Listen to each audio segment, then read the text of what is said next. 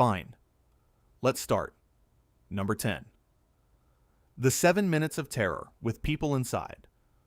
Picture the moment a capsule hits the top of the Martian atmosphere. It's moving at something like 20,000 kilometers an hour. In about 7 minutes, that number has to become 0, gently, on a patch of rust-colored dirt, or everyone aboard dies. We've done this before, with robots. We have never done it with people. And the reason that matters is not bravery or nerves. It's physics. Mars has a cruel atmosphere. It's thin enough that it gives you almost nothing to push against, but it's thick enough to set your heat shield glowing like a coal. It's the worst of both worlds. For the little rovers, we solved it with parachutes and airbags and sky cranes. These beautiful, ridiculous machines that lowered a 1-ton robot onto the surface on cables. And that worked. For 1 ton. But a crew doesn't weigh 1 ton. A crewed lander with people and air and water and the fuel to get home weighs something closer to 75 tons on entry. And here's the thing nobody tells you about parachutes. They don't scale. You can't just build a bigger one.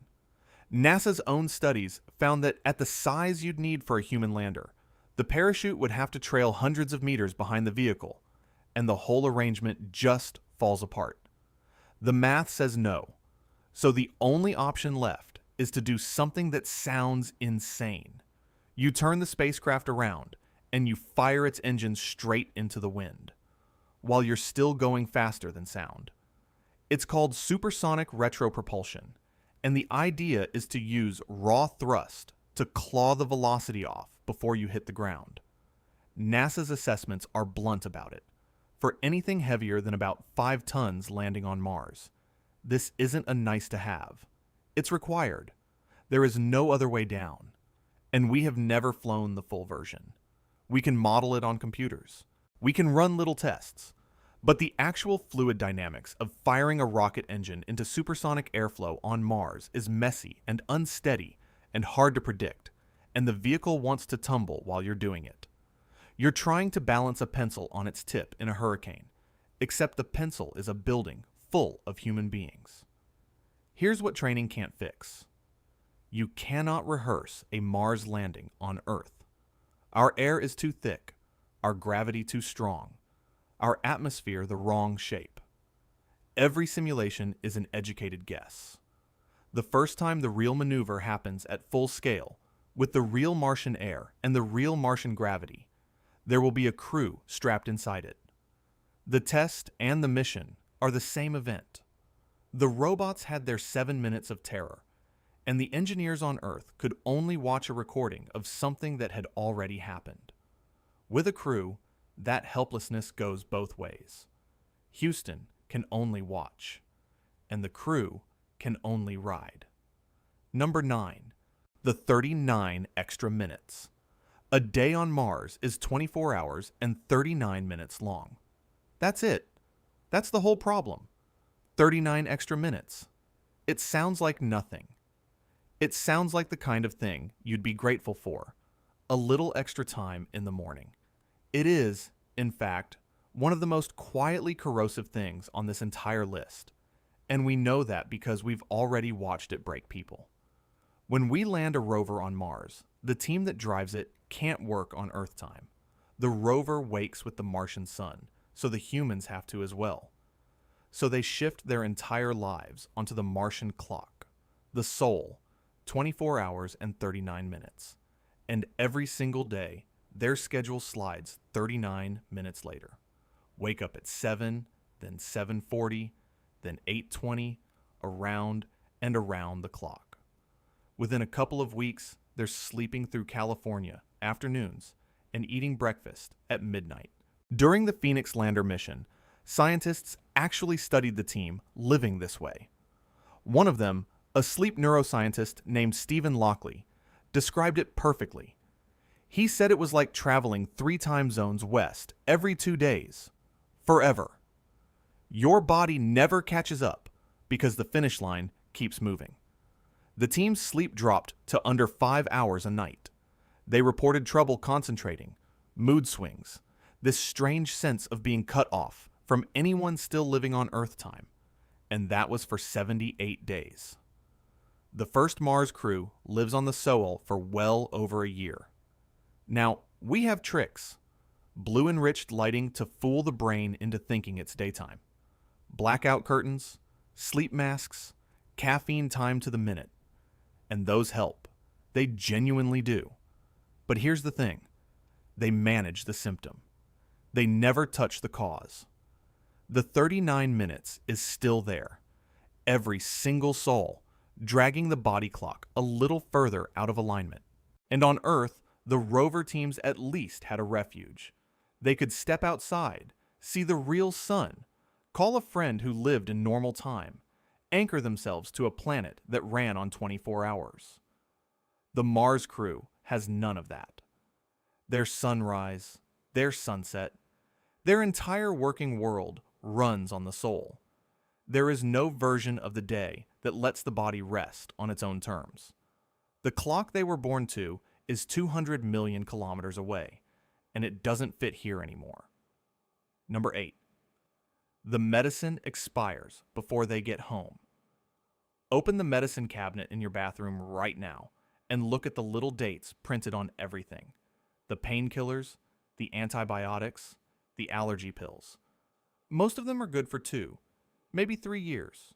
You probably have something in there that's already past its date, and you don't think about it, because if you need it, you'll just buy more. The first Mars crew can't buy more. They leave with everything they will ever have, and the trip there and back, plus the time on the surface, runs well over 2 years, which means their medicine has to survive the entire mission, and a lot of it won't. There's been real research on this. Astronauts have stored medications on the International Space Station and brought them back to test. In one study, drugs sat in space for 550 days, and when they came home, the results were not reassuring.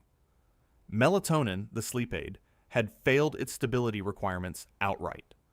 Aspirin, ibuprofen, a common antibiotic, all showed degradation products, meaning the drug was breaking down into other things. A bigger analysis found that being in space made medicines decay noticeably faster than the same pills on the ground. And here's the part that should make you sit up. It's not just that the drugs get weaker. Space radiation, the constant sleet of cosmic particles a Mars crew can't hide from, doesn't simply drain potency. It can break a molecule apart into something new. Sometimes that something is just useless. Sometimes it might be harmful, and we can't fully predict which, because we can't recreate that exact radiation environment in a lab on Earth. So imagine the scenario. Someone gets a serious infection 18 months in. They reach for the antibiotic, and it's lost a third of its strength, and the half it has left is now mixed with breakdown products nobody planned for. There's no pharmacy on the other end of the radio. There's no resupply ship. There's just a bottle that isn't quite what it says on the label anymore. You can't pack your way out of this either.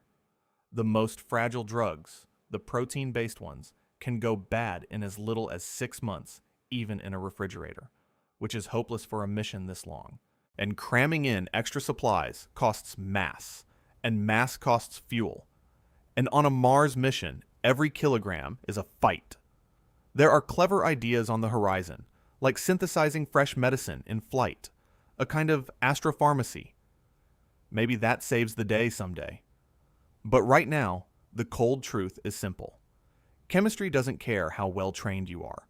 A molecule comes apart on its own schedule, in the dark, whether you're ready or not. Number 7. Surgery without a hospital. Here's a number that should give any mission planner a knot in the stomach. For a crew of 7 on a multi-year mission, researchers estimate roughly 1 surgical emergency every 2.5 years. Appendicitis, a gallbladder gone wrong, a serious injury, something that on Earth means you call an ambulance and you're in an operating room within the hour. On Mars, there is no ambulance. There is no operating room. There is a habitat, and there is the crew, and one of them is now lying on a fold-out table, while the others figure out how to cut them open and keep them alive. And everything about doing that is harder than you'd think, because the human body and the tools we use on it were both designed for gravity. Picture open abdominal surgery in low gravity. The intestines don't stay put. They drift up out of the incision and float into the way, blocking the very thing the surgeon is trying to see. The instruments, if you let go of them for a second, wander off across the cabin. The blood doesn't pool and drain the way it does on Earth. It beads up, clings, goes sticky, smears across surfaces in ways that make a clean field almost impossible. So you have to restrain everything. Magnetize the tools so they stick to the table. Strap down the patient. Strap down the surgeon, because otherwise the act of pushing a scalpel sends you drifting backward. And then there's anesthesia, which is its own dark unknown. The way gases move through the body, the way the heart and lungs respond, all of it shifts in altered gravity, and we have very little real data on how a person under anesthesia behaves out there. Now layer on who's actually in the room. The surgeon might be the patient's closest friend on the crew. The person handing over instruments might be a geologist who did a few months of medical cross-training and is now reading the next step off a tablet. And the operating room, the sterile, careful operating room, is the same cramped module where all of them eat and sleep and have spent every day for the last year. You can train for the procedure. You can practice the cuts 1,000 times. What you cannot train away is the absence. No second surgeon to take over if the first one freezes. No specialist down the hall. No hospital 200 million kilometers behind you. Just 4 people, a table, and a problem that won't wait for the radio. Number 6. 2 years of the same menu. This one sounds almost funny until you understand what it actually does to a body. The problem is food. Specifically, the problem is eating the same food, over and over, for 2 years, and slowly losing the will to eat it at all. It's called menu fatigue, and it's not a joke or a character flaw. It's a documented risk that NASA takes seriously. When you eat from a limited, repetitive set of meals long enough, your brain starts to reject them. Foods you liked become foods you tolerate. Foods you tolerated become foods you avoid. Your appetite quietly shrinks. And on a space mission, astronauts who hit this start eating less than they should, and they start losing weight they can't afford to lose.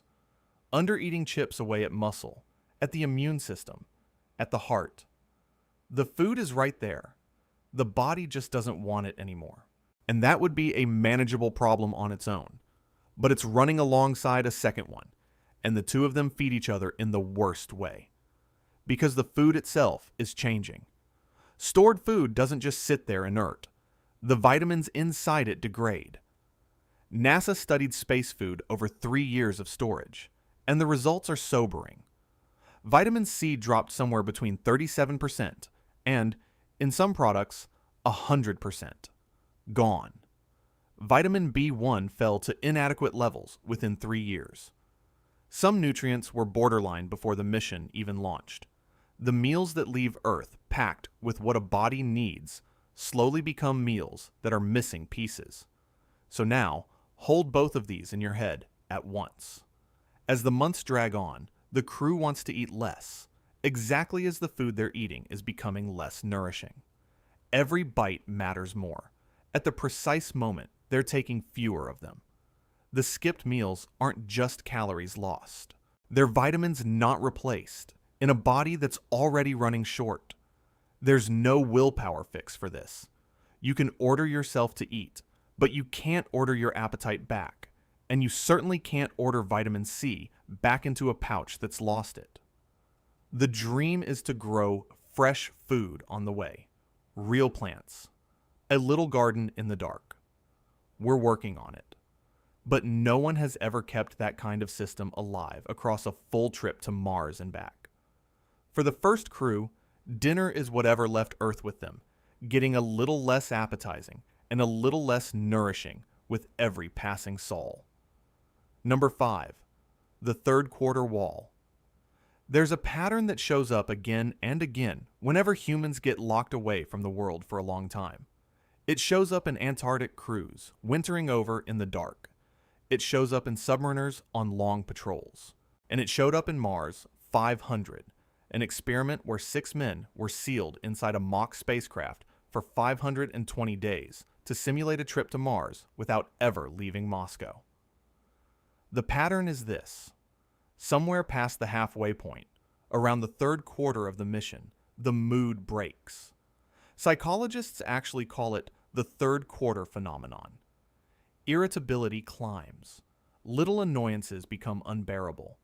People get short with each other, then snippy, then withdrawn. In Mars 500, hostility and anger peaked in exactly that window, the back half of the mission. In Antarctic crews, you can watch well-being scores bottom out at midwinter, and some people slip into a kind of psychological hibernation, just shutting down to get through it. And here's the strange, unsettling part. It doesn't need a reason. This isn't a reaction to a disaster or a broken system. The third quarter wall hits even when everything is going fine. The food's okay, the equipment works, nobody's hurt, and the mood collapses anyway. Because the trigger isn't a problem out in the world. The trigger is inside. It's the moment the mind fully registers that you are past the midpoint, that the hardest stretch is still ahead of you, and that there is no early way out. The door does not open until it opens. Now here's why this one is so dangerous for a real Mars crew. We screen astronauts harder than almost any humans on Earth. Psychological testing, stress testing, years of evaluation, all to pick exactly the right people who won't crack. And the third quarter phenomenon shows up anyway. In Mars 500, in Antarctica, in people who were chosen specifically for their stability. Picking the right crew doesn't prevent it. It just determines how they handle it. And there's one more thing, the detail that makes the real mission worse than any rehearsal. Every crew that has ever hit this wall knew there was a finish line. Mars 500 ended on day 520, and everyone inside knew that date. The Antarctic winter ends when the sun comes back. They could count down to a door that would definitely open. A real Mars crew can't lean on that the same way. There's no door to open early. If the wall comes, and the pattern says it will, the only way through it is forward, with the same 3 faces, in the same small rooms, for months. And nobody on the outside can do a single thing to help in time. Number 4, the body's hidden passengers. You are carrying viruses right now.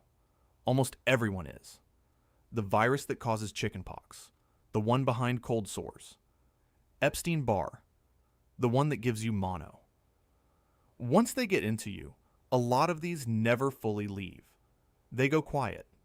They hide in your nerves and your cells, dormant, held in check by your immune system, for the rest of your life. You forget they're there. On Earth, that's fine. In space, they wake up. NASA studied this, in work led by a scientist named Satish Mehta. They tracked astronauts before, during, and after flight, and what they found is genuinely unsettling. On short shuttle missions, more than half the astronauts, 53%, were shedding these dormant herpes family viruses, the virus becoming active again and showing up in their saliva and urine. On the longer space station missions, it climbed to 61%. They detected 4 different viruses reactivating, including Epstein-Barr and the chickenpox virus. Why does it happen? Stress. Space flight floods the body with stress hormones, cortisol, adrenaline, and at the same time, it suppresses the part of the immune system that normally keeps these viruses pinned down. The guards step back, and the prisoners stir. And look at the trend in those numbers. 53% on short flights, 61% on longer ones. The more stress, the more time in space, the higher the reactivation. A Mars mission is the longest, most stressful, most isolated flight human beings have ever attempted. We are sending the crew straight into the conditions that wake these things up and keeping them there for years.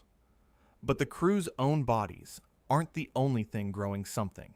The ship is too.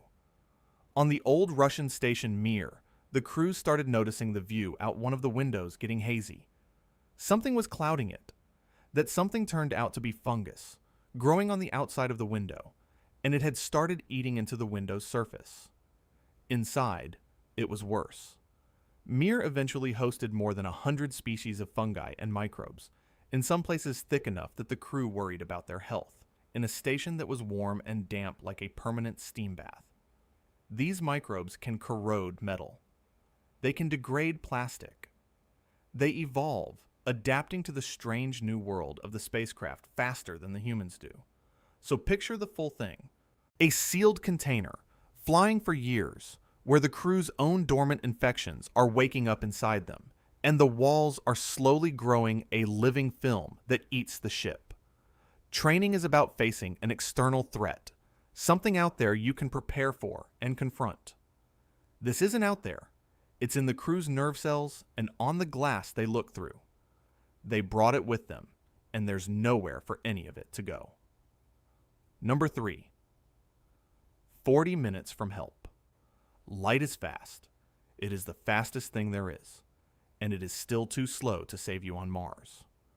When the first crew is out there, a message from Earth doesn't arrive instantly. It travels at the speed of light, and Mars is so far away that even at that speed, a one-way signal takes somewhere between 4 and 24 minutes, depending on where the two planets are in their orbits. So you say something to Houston, and you wait. The words crawl across the solar system. Houston hears you, thinks, answers, and that answer crawls all the way back. A single round trip, a question and its reply, can take more than 40 minutes. Sit with what that does to an emergency. On Earth, when something goes catastrophically wrong on a spacecraft, the crew isn't alone. A whole building full of the smartest engineers alive is on the line, in real time, working the problem alongside them. That is the entire story of Apollo 13. The spacecraft was crippled. The crew was in mortal danger. And they survived because Houston could talk to them, second by second, walk them through building a fix out of spare parts, react live to every new piece of bad news. Houston, we've had a problem. And Houston answered, right now, when it counted. On Mars, that conversation is impossible. By the time the crew can even tell Earth something has gone wrong, it's already history. The thing that's burning is already burning. And the brilliant solution from the ground arrives 40 minutes after the moment it was needed, which is to say, after it's already over, one way or the other. The crew has to be their own mission control. There is no one to call who can answer in time, and it gets darker. Roughly every 26 months, Mars and Earth end up on opposite sides of the sun. When that happens, the sun sits directly in the path between them, and it shreds any signal that tries to pass. This is called solar conjunction, and during it, communication doesn't just slow down. It stops. Completely. For about 2 weeks. 2 weeks of total silence. No messages in, no messages out. Whatever happens to the crew during that window, a breakdown, an injury, a fight, a death, it happens in a blackout, with Earth completely blind to it, unable to so much as send a word of comfort. The crew handles it alone, or not at all. This is the item that quietly rewrites every other problem on this list. The landing, the surgery, the failing medicine, the crew turning on each other. On Earth, every one of those has a lifeline. Out there, the lifeline is 40 minutes long, and sometimes it's cut entirely. Everything has to be survived in the room it happens in. Number 2, when a crewmate dies, NASA has a protocol for this. That's the first thing you should understand. And somehow, it's the part that makes it heavier, not lighter. They have thought about what happens when an astronaut dies far from home and they've written it down because someone has to. On the space station, there's actually a piece of equipment for it, with a name and a part number. The Human Remains Containment Unit. It's a modified version of a military body bag, built to work with the station's refrigeration to slow decomposition, fitted with filters to control odor and linings to absorb moisture. NASA's official guidance on mortality in spaceflight lays out the options for a body. Bring it home. Release it into space on a path away from the ship, or let it burn up in Earth's atmosphere on return. But all of those assume you're near Earth. On the way to Mars, you're not. If a crew member dies out there, the others can't turn around. They can't send the body home. The mission has years left to run, and the most likely plan is that the body is sealed into a separate part of the vehicle, and it stays there, traveling with the living, until everyone comes home together. The dead crewmate finishes the mission too. And this is exactly where the protocol runs out, because NASA can write a procedure for the body. They can specify the containment unit, the storage temperature, the handling steps. What they cannot write is a procedure for the other 3 people, the ones who have to keep going. The documents even admit it, in their careful, clinical way, that the psychological impact on a crew that has to handle the remains, and then live in the same vehicle as those remains, has to be minimized. They name the problem. They don't have a solution, because there isn't one. Think about what that actually asks of a person. You have lost a friend, one of only 3 other human beings within 100 million kilometers, a quarter of your entire world, gone. There is no funeral. There is no family to hold. There's no stepping away to grieve, because there is nowhere to step. You wake up the next soul, and the mission still needs running. The systems still need checking, and you do your work a few meters from a sealed chamber that holds someone you ate breakfast with last week, and you do it again the next day, and the next. For months, you can train people to handle remains with dignity. You can rehearse the steps, but you cannot rehearse the grief, and you cannot rehearse what it does to 3 exhausted, isolated, frightened people to carry their friend home in the next room. That's not an engineering problem. There's no checklist for it. It might be the most human problem we have ever asked anyone to face, in the least human place we've ever sent them. Number 1. The day Earth becomes a dot. Here's something true of every single human being who has ever lived. All of them, every person in all of history, could always find Earth. It was the ground under their feet, and even the few who left it, the astronauts, the men who flew to the moon, even they could turn and look back and see it. This big, bright, blue and white world hanging there, close enough to cover with a thumbnail. Home was always in view. Always. The first Mars crew will be the first to lose that. Because as they travel outward, Earth doesn't just get smaller. It keeps getting smaller. It shrinks from a world to a disk, from a disk to a bright point, and eventually to a single pale dot you could lose among the stars. The place that made you, that holds everyone you've ever loved, every human who has ever lived, all of it, reduced to one unremarkable speck of light. And then, you have to find it on purpose to see it at all. Psychologists have a name for what they think this does to the mind. They call it the Earth out of view phenomenon. And the predictions are dark. They worry that when Earth disappears from view, something comes loose in a person. That we are, in some deep way, anchored to that blue dot, and that without it people might begin to feel uncoupled from the rules and the meaning of human life itself. The feared responses are not small. Depression, severe anxiety, hallucinations, delusions, a mind drifting from its moorings because the thing it was moored to is no longer there to see. And now we arrive at the reason this is number 1. Every other problem on this list you can at least attempt to train for. You can practice the surgery. You can simulate the isolation.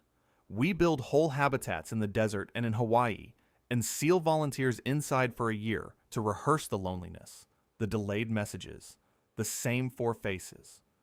We can fake almost all of it. We cannot fake this. By definition, we can't. Every simulation on Earth happens on Earth. The volunteers in those habitats, no matter how isolated, no matter how convincing the illusion, always know in the back of their minds that Earth is right there, right outside the wall. They could walk out the door and feel the sun. That certainty never leaves them, and that certainty is the one thing the real crew won't have. You cannot remove Earth from view while standing on it. The single most important variable, the disappearance of our world, is the one variable no laboratory on the planet can ever switch on. So the first crew goes out carrying a question no human has ever had to answer. What happens to a person when the Earth becomes a dot, and then becomes nothing, and they are truly, finally, somewhere else? We have trained for everything we could imagine. This is the thing we couldn't, because the only way to run the test is to go. And one day, somewhere between two worlds, a person is going to drift to a window and search the black for a familiar light and have to work to find it. And in that moment, they'll understand something the rest of us never will. That home was never a place you could see. It was a place you could leave. Thank you for watching and sticking till the end. We've got plenty more videos coming in the future. Hit that subscribe button so you don't miss them. See you in the next one.